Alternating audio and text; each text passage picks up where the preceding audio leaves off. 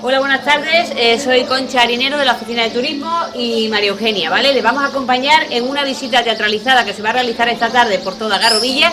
Les invitamos desde aquí a que disfruten de ese evento, puesto que es una forma diferente de conocer nuestro pueblo. Así que mucho ánimo y a disfrutar de ello. Bueno, pues muy buenas tardes a todos. Bueno, regular. Esperemos que los santos nos protejan por lo menos durante este rato, que evidentemente pues teníamos mucha ilusión de volver a Garrovilla y volver pues de una manera especial para contar su historia, ¿no? Aquí, como pueden ver, soy un caballero templario. ¿Por qué? Porque Garrovilla ha estado muy vinculada a los templarios desde siempre. De hecho, no sé si sabrán que Extremadura realmente nace aquí por esa influencia templaria.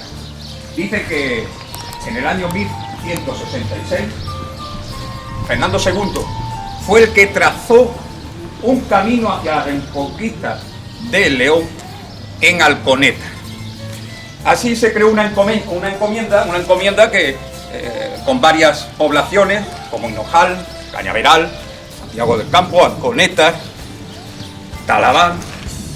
Todos esos pueblos estaban en esa encomienda templaria que dejó huella a través de un puente y un castillo para controlar todo el paso entre el Guadiana y el Tajo. Con el paso del tiempo, nuestros enemigos santiaguistas y alcántaros hicieron arreglar. He dicho, nuestros enemigos ya se están cabreando. En fin, bueno, los santiaguistas, esperamos que termine, los santiaguistas y los alcántaros quisieron quitarnos un poco del medio y por eso tuvimos que abandonar la fortaleza de Alconeta para trasladarnos a este lugar de Algarrovillas o Garrovillas de Alconeta. Así durante un tiempo aquí pasamos muchas penurias, siempre perseguidos, hasta que nos tocó ya en el siglo XIV huir a Portugal y dejar una seña de identidad aquí dentro de Garrovilla de Alconeta, como es la primera fundación de la iglesia de San Pedro, iglesia fortaleza del Plano. Luego Alconeta pasaría a Afonso IX, Afonso X. Afonso X se lo dio a su hijo Fernando de la Cerda en 1430 y mira por dónde Enrique Pérez de Guzmán, conde de Niebla, se lo da a los Alistes. Y aquí empieza la historia casi moderna, desde época templaria, de la historia de los condes de Alba de Aliste o de Liste, que luego conocerán. Pero ¿por qué hemos venido aquí? Porque aquí empieza la huella de lo que Garrovilla ha sido a lo largo del tiempo en ese paso del Tajo, en ese vado del Tajo, casi siempre inundado por las crecidas del río y sobre todo por las grandes lluvias. Pero ¿qué sería si todo el saber que está encerrado aquí en su museo, en este museo etnográfico, cuya seña de identidad está en la barca? Que no eran una, eran tres. Pero para que nos expliquen el origen pesquero y el origen acuático de Garrovilla de Alconeta, escuchemos la voz del pasado.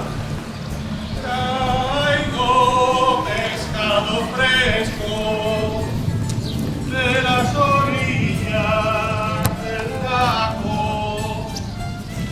Traigo pescado fresco, bueno y barato.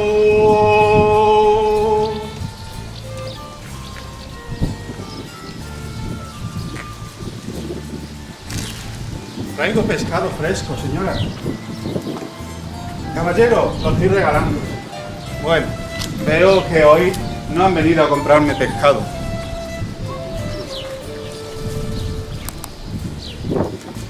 Ya que están aquí, podrán visitar esta joya de museo, que gracias a la colaboración de los vecinos del pueblo, hemos podido rescatar del olvido.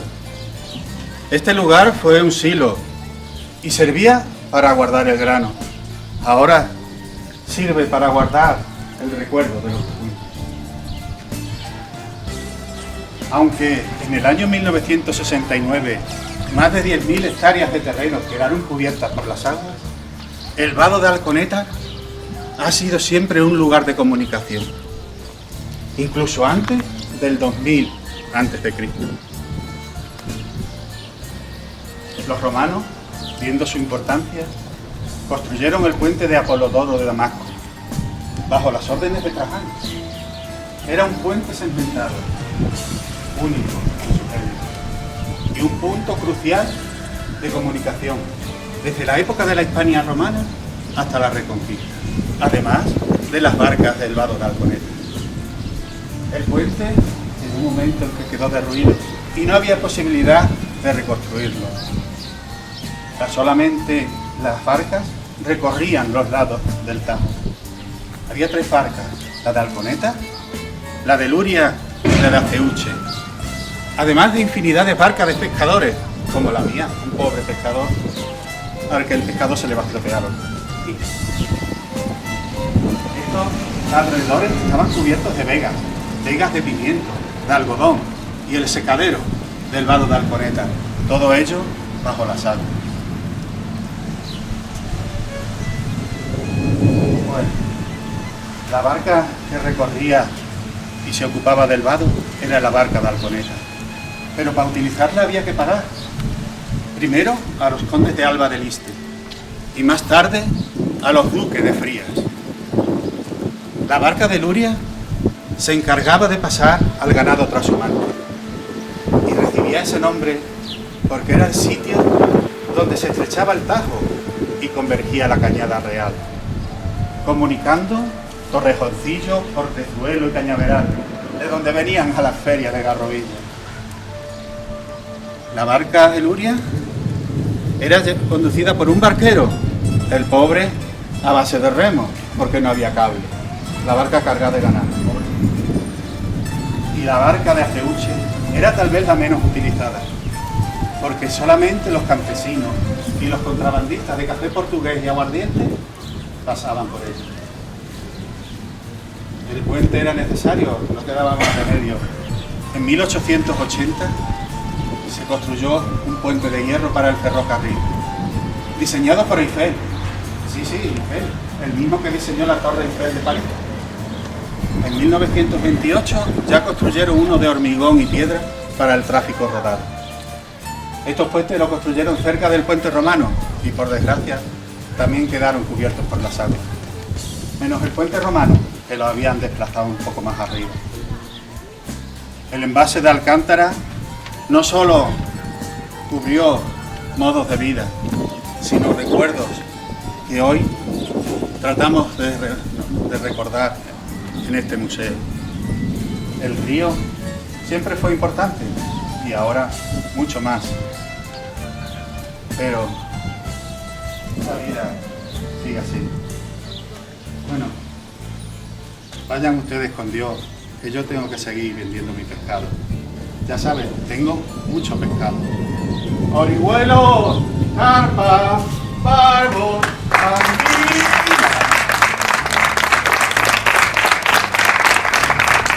Bueno, este es el principio de la historia. El río, su origen romano, fortaleza, castillo.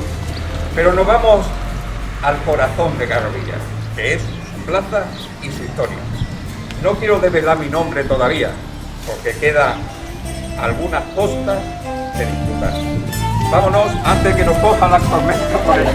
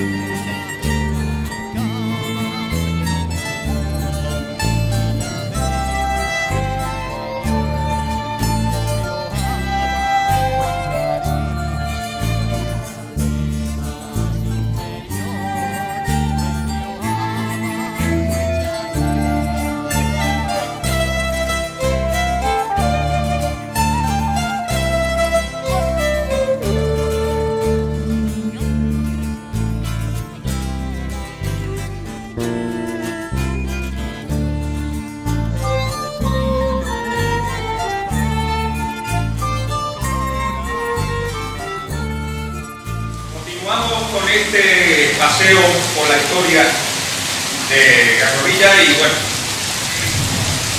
llegaríamos a la plaza, llegaríamos a esa plaza y qué mejor que conozcamos a la mujer que renovó junto a su marido la nueva Garrovilla de Alconeta, el nuevo poblado que resultó de Alconeta y que se afianzó precisamente de esta zona al lado de la planta. Así pues, con ustedes, la condesa. Un aplauso para ella.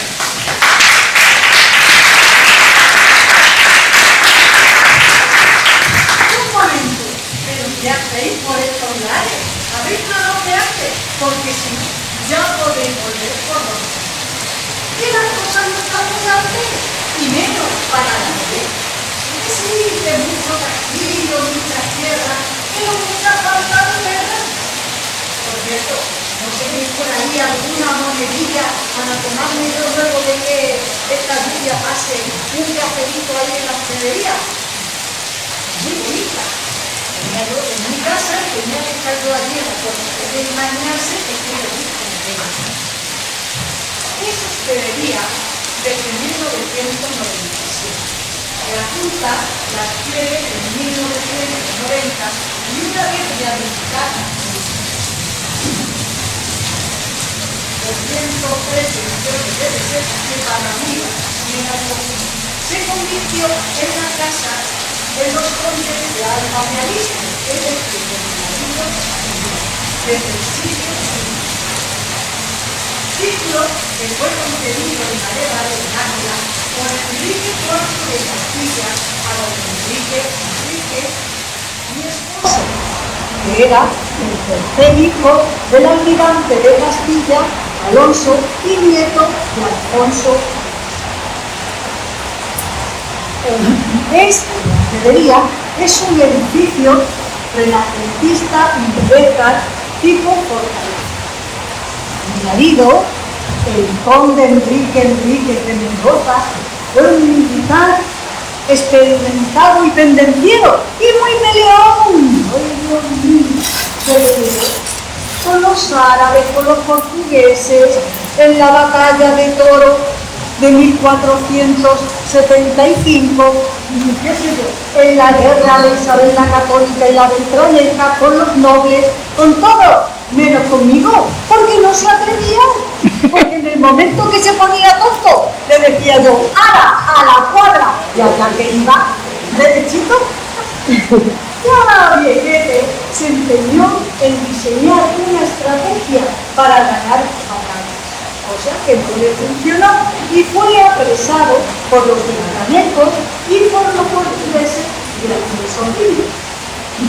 Y yo, todavía no me he presentado porque me enrollo muchísimo, soy María Teresa de Guzmán y Figueroa, prometí que si mi marido salía conmigo cosas que no esperaba, mandaría construir un convento en agradecimiento, que es el conventual de San Antonio de Padua de 1476. Desde entonces me quedé tiesa de dinero y tiesa cuando me morí, claro. Allí dormimos el sueño del oculto, mi marido y yo, hasta el día de hoy que se me ha ocurrido salir a dar una vueltecita por aquí, por el pueblo, que qué mal día he cogido. Pero bueno, por lo menos no había gotera y no me mojaba, pero ha salido así y he bebido.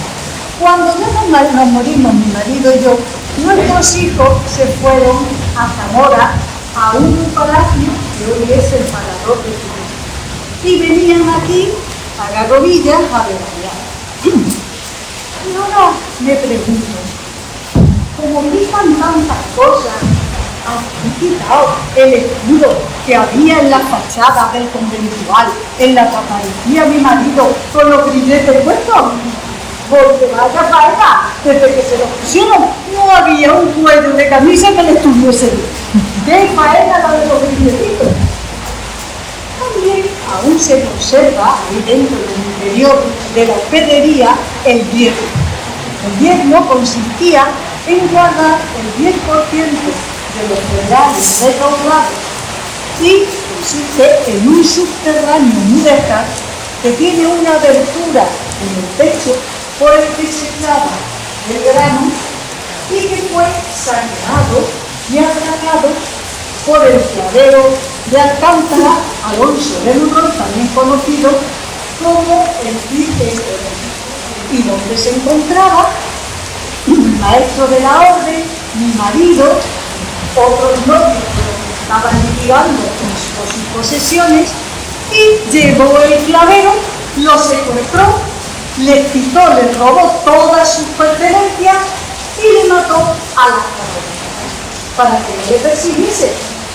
Todo eso fue en 1460. Pues desde entonces tuve que mantener al burro de Navidad. Ya están ustedes pensando que estoy insultando a mi marido. Pues nada de eso.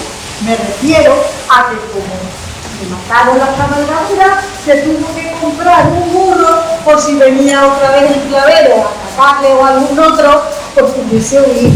Solamente eso. Mal pensado son ustedes. No sé qué, señora, que bien que cobraba.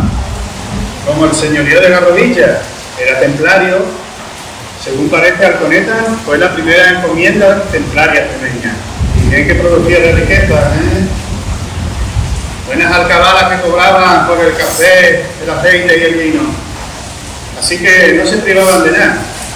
Y encima el conde cobraba los derechos por el paso de las barcas por el Tajo. Pues de nada me sirvió, porque entre lo que tuve que pagar por el rescate de mi marido, el burro y construir el convento, pues me quedé sin plata, sin más que dinero, a 2 velas. Y no te digo nada cuando me puse ya a preparar la plaza.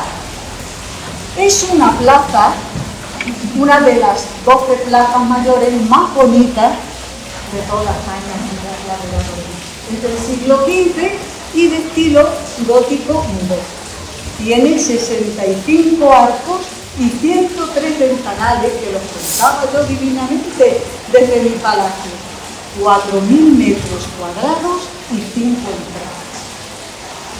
El ayuntamiento, no lo puedo señalar desde aquí, pero los de aquí lo sabéis dónde está, los demás que hemos venido, pues el ayuntamiento está construida sobre la antigua Alhóndiga, que era donde se compraba el grano, y que también sirvió de sitio. Por la parte que comunicaba la plaza con San Pedro, se encuentra el poste del cabildo, que era donde se reunían los curas que regentaron capellanías, vicariatos, cofradías, y es el arco más representado de esta localidad. No nos podemos olvidar del corral de comedia en el que estamos, que fue construido sobre las antiguas carnicerías al lado del arco de las castañas, que fue construido por Luis Enríquez de Guzmán en 1647. Esta plaza, en las fiestas de la Virgen de Agosto, ha sido escenario de multitud de cosas.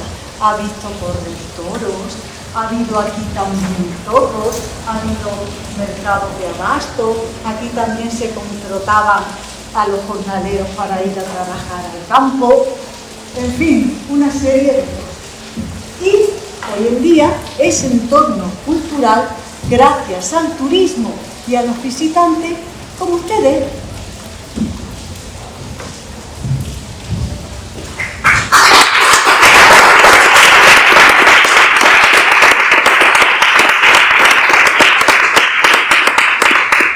Bueno, y llegamos al momento en el que caminando por Garrodilla nos encontramos con San Pedro.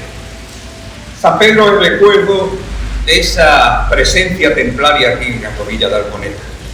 De hecho, aunque se creó como una iglesia templaria al principio, luego pasó a ser una iglesia gótica con una pila bautismal también de época románica que presidía el lugar, y luego se fue creando y engrandeciendo en el tiempo a partir de 1493, porque 1492 y 1493 fueron 2 años cruciales en la villa de Garrodilla de Alconeta.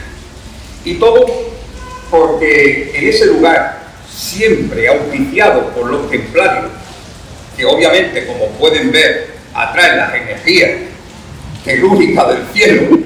Los puestos templarios siempre están alrededor de ríos, de lugares donde hay mucha minería. Por esta zona también mucha minería. Hay un río que es el Tajo y diferentes afluentes, pero además es una zona muy en consonancia con los astros, hasta tal punto que hasta el diablo llegó a tentar este entorno templario con ese demonio que intentó entrar en la iglesia de San Pedro y que se quedó atrapado en la pared antes de profanarlo, con ese culo del diablo que todavía pueden contemplar. Los templarios siempre han sido los que han protegido Garrovilla por mucho tiempo que se hayan marchado de aquí, sobre todo a Portugal. Pero ahí queda esa iglesia de San Pedro en un lugar donde vivían los judíos y donde todavía queda un balcón, el balcón de los templarios, que preside esa zona tan curiosa llamada de la Serreja, porque los judíos estaban, vamos a decir en palabras actuales, en un barrio, en un gueto protegido o alejado de los demás, custodiados por serrejas que cortaban todo ese entorno. Y ahí, en ese entorno judío, se cuenta una historia que tiene que ver con un Cristo que está en el interior de San Pedro. El Cristo de la Injuria. El Cristo de la Injuria. Muy bien. ¿Es usted de Garrovilla? Claro. Entonces, el Cristo de la Injuria tiene una historia muy particular. Una historia que se basa en una especie de venganza. Una familia judía fue ajusticiada, parece ser que injustamente, en el lugar llamado de Portefuero. Allí parece ser que había un Cristo al que todo el mundo veneraba. Y por esa afrenta, por esa injusticia que se hizo con esa familia judía, esos judíos apedrearon a ese Cristo.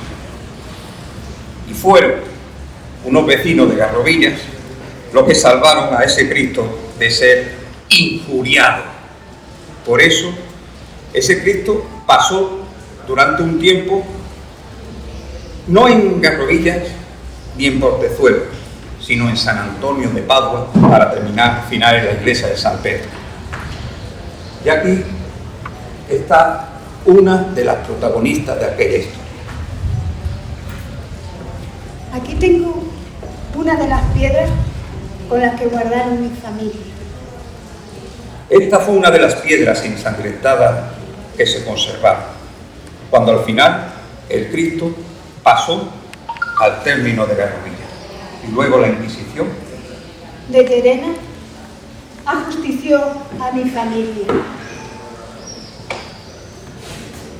Pasé por un lugar donde estaban las piedras ensangrentadas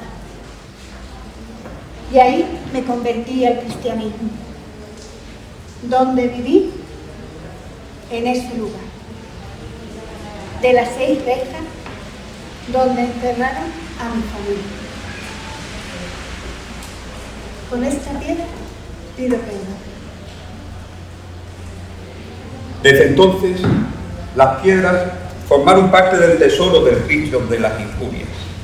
Y ese lugar judío se convirtió en el centro de todos los colonizadores que acompañaron a Nicolás de Obando a la conquista, o mejor dicho, a la colonización de América en 1512. De allí, aquí de Garrovilla, partieron muchos franciscanos de San Antonio de Padua y sobre todo partió el gran Nicolás de Obando con muchos frailes que fueron en 32 barcos y que construyeron el primer hospital que hubo en América, el Hospital San Nicolás de Bari. Pero caminando por Garrovillas vamos a ir hacia un entorno mágico, un entorno musical. ¿Hay alguien por ahí? Sí, dígame. Oye, ¿usted entiende de música? Que si yo entiendo de música, ¿por qué? Tengo que aprenderme una canción compuesta por Domingo Marcos Durán y no entiendo qué es esto. A ver, Condesa, ¿usted entiende de música? Eso es un pentagrama. Y hasta que un molino de Forlì no lo inventó en el siglo XVI, usted tiene que regirse por el tratado del maestro. ¿Conoce al maestro? ¿Cómo nos vamos a conocer a Domingo Marcos Durán? ¿Alguien lo conoce? Sí. Domingo Marcos Durán fue un gran maestro de música. Estudió en Salamanca, fue un gran músico en Toledo, en Coria, en Salamanca, y escribió el primer tratado de música en castellano y en latín llamado Luz Bella. Pues esa Luz Bella soy yo. ¿Ah, sí? Le inspiré porque realmente estaba enamorado de mí y me convirtió en la primera cantora que seguía las 14 hojas de su manual. El único manual aceptado en aquella época. Un rollazo. Pero para aprender hay que sufrir como para presumir. Solo se conserva un original en Portugal y en las bibliotecas nacionales de Madrid y Londres. Luego, en 1498, publicó Comentos sobre Luz Bella. No podía quitarme de sus pensamientos. Y el primer libro de polifonía en 1503, dedicado a mí, claro. Tenía un título muy raro. Y tan raro, se llamaba Súmula de canto de órgano, contrapunto y composición musical e instrumental, práctica y especulativa. ¿Qué significa? Toque usted lo que quiera, que ya veremos a ver lo que sube. Pues eso, yo no sé leer esas notas en círculo. Él me las cantaba a mí y yo poco a poco iba entonando.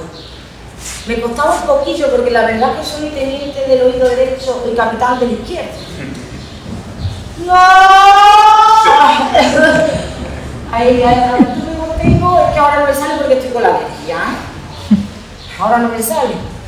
Pero yo estudio mucho, lo que pasa es que se me atragantan las notas. Pero en Garrovilla es un entorno musical que ha tenido muchísima fama. Aparte de mi querido Domingo, Juan de Garrovilla hizo mucho por la música en Filipinas, en su escuela, donde incluso se le enseñaba a los niños el oficio de luthier. Son los que hacen los instrumentos. Y tampoco nos podemos olvidar de Franco Hernández, que en la segunda mitad del siglo XVI fue maestro capilla de la Catedral de México, desde donde escribió obras para toda África. Y también es muy famoso su Códice Franco, que consta de 16 obras polifónicas. Vamos, que yo estaría oyéndolas toda mi vida. ¡Un figura! Por eso en Garrovilla, en la parroquia de Santa María de Consolación, se conserva el órgano más antiguo de la península, compartiendo con otros 4 la música del siglo XVII. El órgano es de mediados del XVI y ha sido restaurado muchas veces porque ha sido utilizado muchísimo. El terremoto de Lisboa hizo estragos en la iglesia, pero no en el órgano. Quizá la Virgen de las Nieves nos acompañó. O quizá San Antonio de Padua. Antes de terminar, quiero recordar también a Juan de Garrovilla, que con Pedro de Garrovilla fueron franciscanos que hicieron las Américas, que se cultivaron en San Antonio de Padua y que llegaron incluso a crear escuelas donde ayudaban a los niños a tener autodeterminación e independencia, porque decía que cualquier sabiduría hacía que la gente fuera menos manipulable. Así creó en Indonesia, en Lumbang, una escuela de 200 niños, Juan de Garrovilla, que estudió en San Antonio. Es muy importante la cultura, sobre todo para que la gente piense y analice todo lo que le dicen. Y hablando de San Antonio de Padua, dejemos que nos digan y nos cuenten su historia en primera persona. Y una mujer muy especial que pronto conoceréis su identidad. Yo seguiré entonando.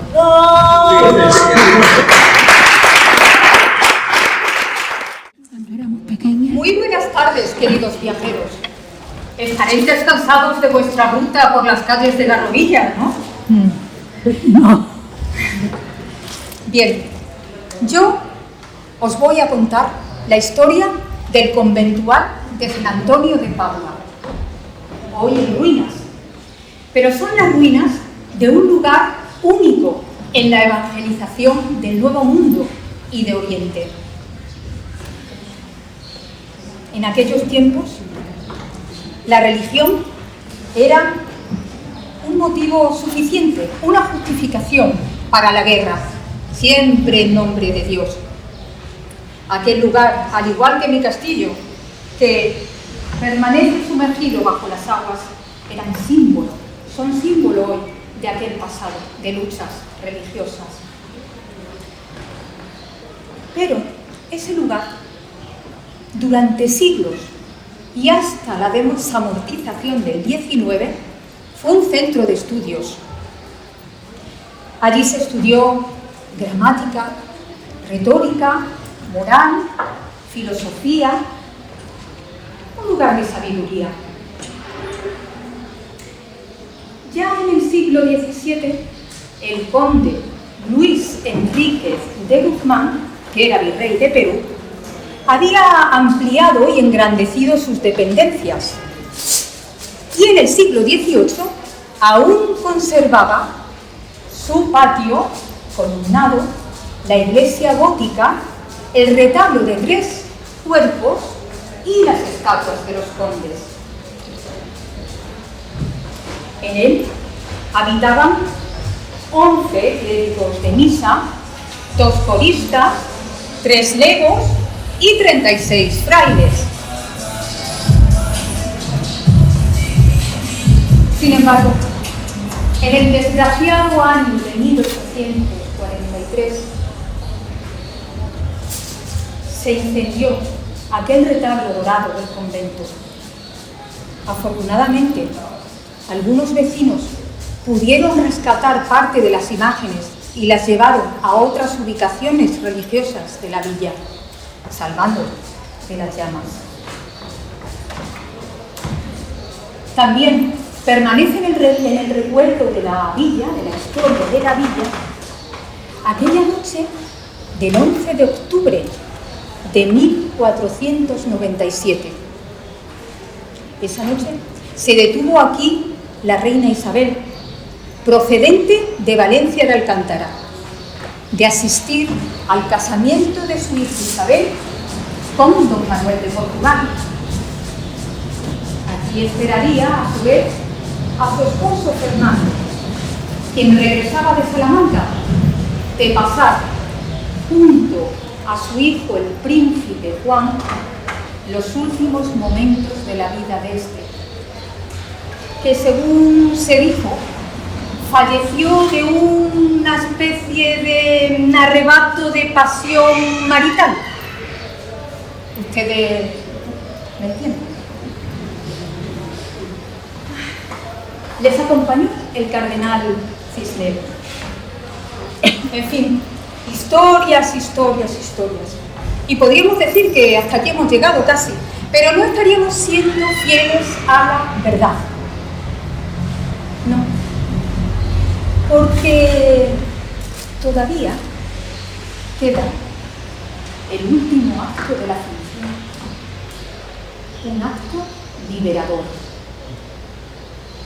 En algún lugar, en alguna parte de este corral de comedias, se encuentra mi hermano, Fieradás, emir de Alejandría, quien construyó un castillo para su ambición y la guerra, y una torre para la tortura. Nunca hubo justicia para él, hasta el día de hoy.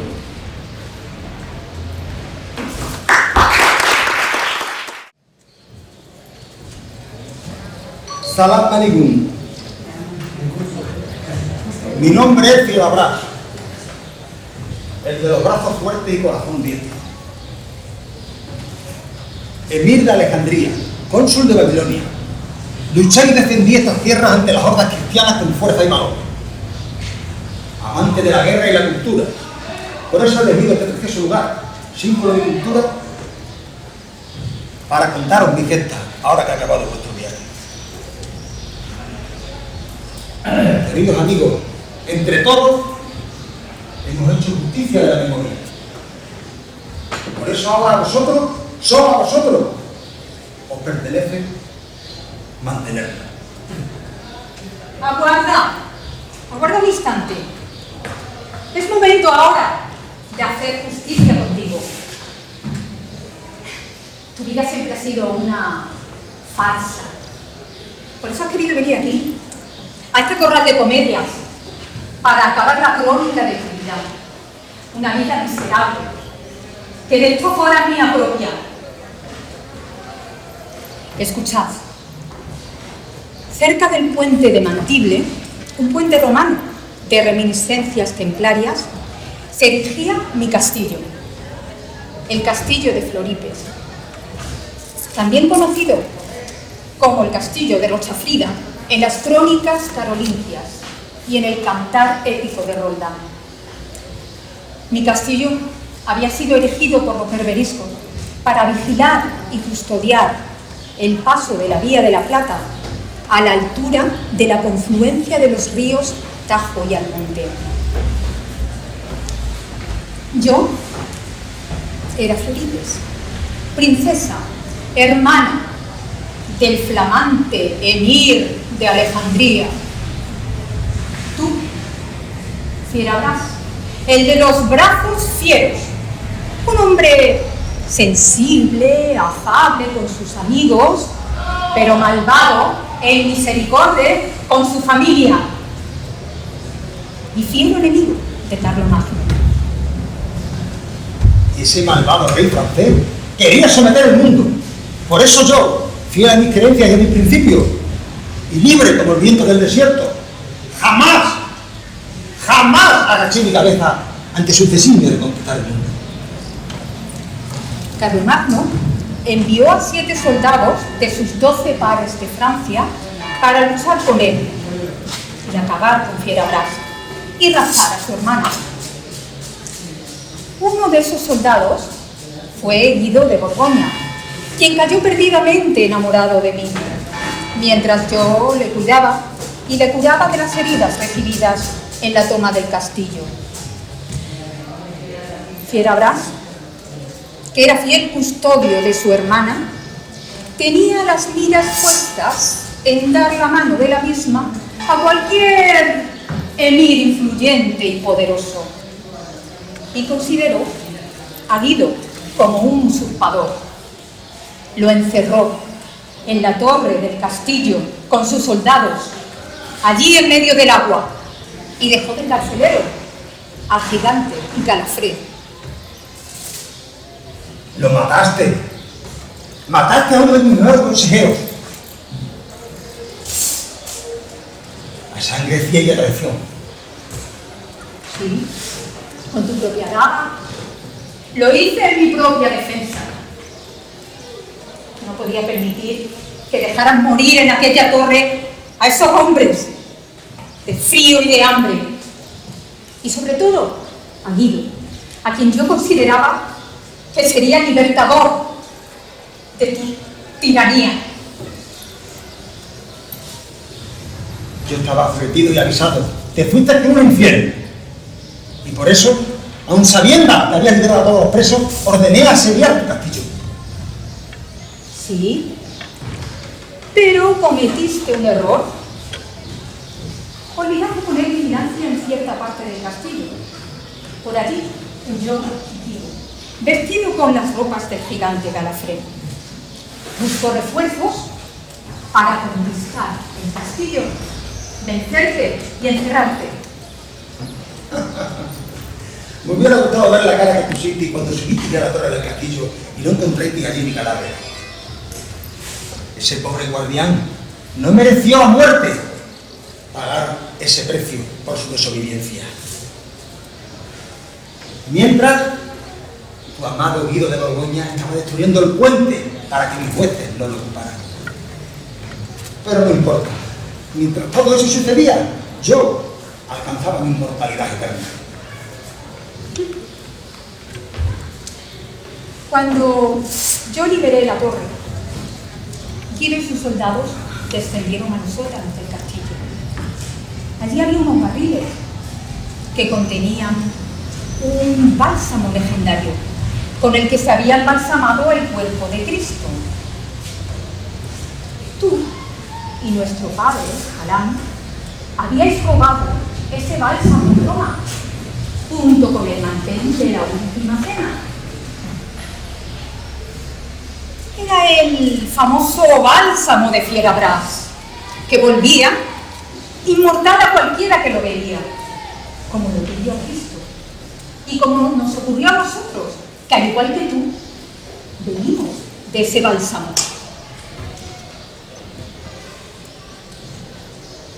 Un bálsamo hecho con la espina de la corona de Cristo, con una espina de un rosal silvestre o escaramuz. Este bálsamo daba la vida eterna, nos ha dado la vida eterna para viajar en el tiempo y encontrar a ti. Querido,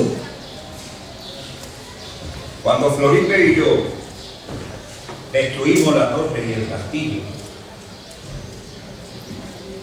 a sabiendas que íbamos a ser inmortales, vivimos en total desgracia. Vivimos una serie de penurias y detrás de esa maldición estabas tú. Así hemos ido viendo cómo nuestros familiares, nuestros amigos, iban desapareciendo. Y nosotros seguíamos. Hemos visto cómo la humanidad no ha aprendido de sus errores y siempre sigue cometiendo los mismos errores. Sin descanso, al cuerpo y al alma. Solo teníamos que buscarte aquí, porque solo acabando con el origen de nuestra maldición, solo acabando contigo, volveríamos a ser libres de esa maldición. Ya solo seríamos inmortales, como los otros personajes de la historia, en la mente de las personas del pueblo. Ha llegado el momento.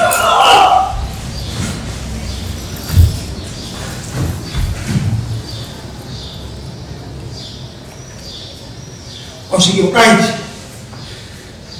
Mi vida seguirá perteneciendo a este castillo. Seguiré viviendo bajo las aguas del pantano. Allí encuentro mi bálsamo eterno que me ayudará para haceros la vida imposible, para seguir martirizándoos toda vuestra vida. Felipe, hermana, yo siempre te quise, pero no pude soportar que te fueras con un infiel, el infiel que aniquiló nuestra estirpe, nuestra creencia, nuestra cultura.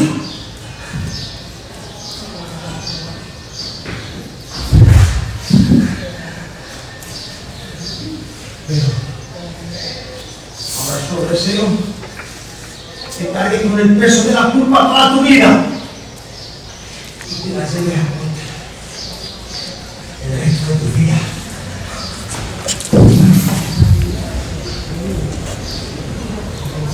Ya hemos sido liberados.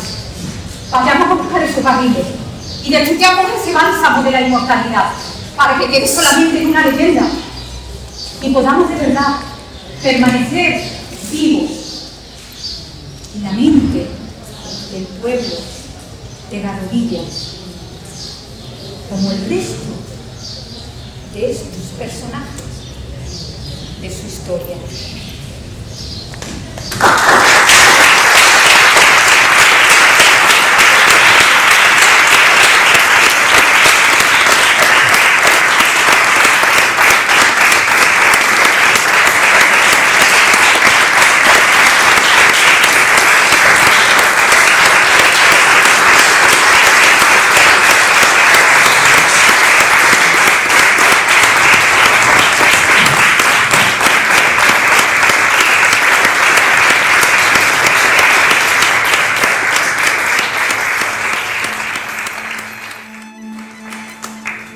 El tiempo no lo hemos podido hacer en exterior, pero bueno, por lo menos hemos dejado el testimonio aquí en el interior. Espero que haya gustado por nos hemos adaptado a este lugar y espero que os haya llegado la historia lo mejor posible.